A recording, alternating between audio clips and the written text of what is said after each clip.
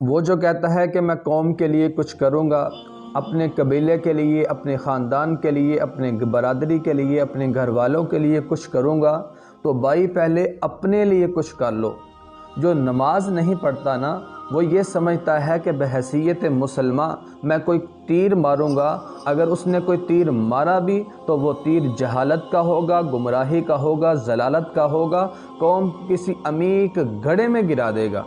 इससे खैर की तवक्को मत रखो, इससे खैर की तवक्को बिल्कुल भी नहीं करनी चाहिए। जो ये समझता है कि मैं अपनी कौम के लिए, अपने कबीले के लिए, अपने ख़ानदान के लिए कुछ करूँगा, भाई इन सब से लिए कुछ करने से पहले अपने आप के लिए कुछ कर लो। 5 वक्त नमाज पढ़ लो, अपने आप को अल्लाह की नाफरमानी से बचा लो, जहन्नम से बचा लो। हाँ, जो 5 वक्त नमाज पढ़ता है, अगर ये कुछ करना चाहे तो बहुत ही अच्छा कर सकता है।